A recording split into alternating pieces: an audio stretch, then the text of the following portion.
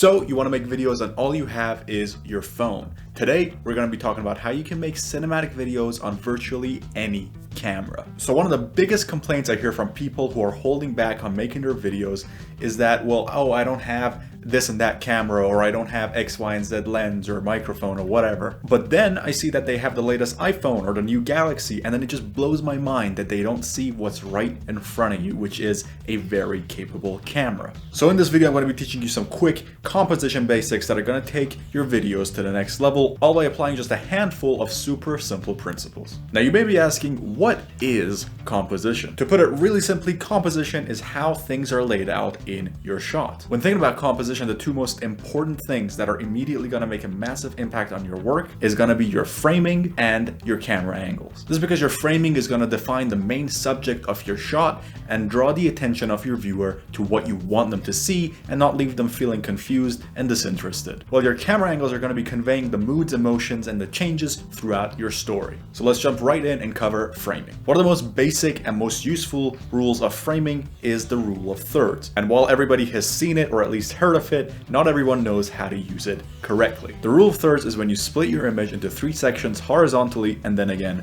vertically. What this then allows you to do is put your focal element, which is your main subject in that given shot, where the lines intersect. These intersections are where our eyes tend to naturally land on an image, which is why the rule of thirds works just as well today as it did in paintings hundreds of years ago. The rule of thirds is a great framing technique to use in dialogue scenes, during action scenes, or any scene with movement or multiple points of focus. But remember, you should always have one main focal element in your shot. So always prioritize that over any secondary focal elements. Now here are a few things to remember. If you're shooting a person, you're going to want to align them with one of the vertical lines while placing their eye on or very near the top horizontal intersection. Generally, you don't want to give people too much headroom, as this distracts from the subject when done without good reason. The second thing is, if your person is looking a particular way, then you want to place them on the opposite side of the screen to give them leading room. This allows the viewer to see where your character is looking and give an overall much more pleasing look. Of course, these rules can be broken for artistic reasons, but if you do them unintentionally or simply just to stand out, I promise you it's gonna look awful. A good example of where the latter two rules are broken in a proper and effective way is in the Amazon series Mr. Robot, where the character is often put at the bottom of the screen with a lot of headroom and no real lead room. This, however, was done on purpose to create a sense of unease and discomfort, which aids the story instead of taking away from it. Okay, and the second most useful framing technique is the symmetrical framing. You probably already use symmetrical framing because it's something that comes to us very naturally, and humans love symmetry. It creates a sense of balance and structure that we crave, and it can be found in all architecture and pretty much every other art around us. This technique is most effective whenever there is a single subject in your shot. So you're going to see this a lot in product videos and commercials where the product is the central focus, as well as in scenes that are more intimate and you want the viewer to only pay attention to your character. Which is why I use this framing in most of my videos, because I want to create an intimate environment.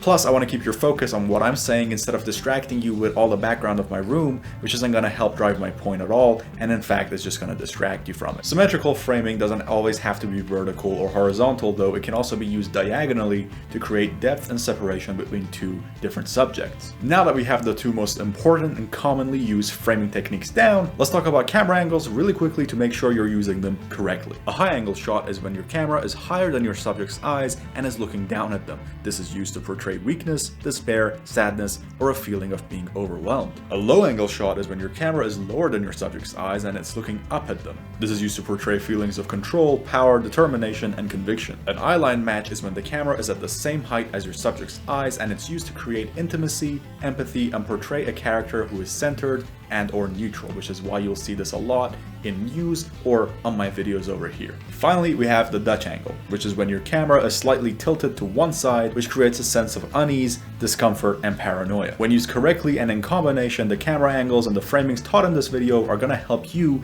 make much more pleasing videos and photos. And because they're really simple, you can start using them right now. One final thing to remember is that the closer you are to your subject, the more important the subject will appear to your audience, which is why you should always use close-ups very sparingly. Now I realize I really blasted past a lot of these points very quickly to help you understand basic compositions for your shots, and there are so many different reasons, circumstances, and techniques that you're going to be able to use with different purposes, and those are going to be things that I'll cover in a separate video of their own to avoid giving you information overload. But this right here should be enough to help you understand how and why to frame your shots. Now next week I'm going to be covering the second most important visual element of your shot, which is going to be lighting. If done correctly, lighting can make a cheap camera look very professional, so make sure you subscribe and turn on your notification bell so you don't miss that video. And if you have any more questions about this video, go ahead and put them in the comments and I'll be sure to reply to as many people as I can. And until next week, get out there and start practicing your new skills.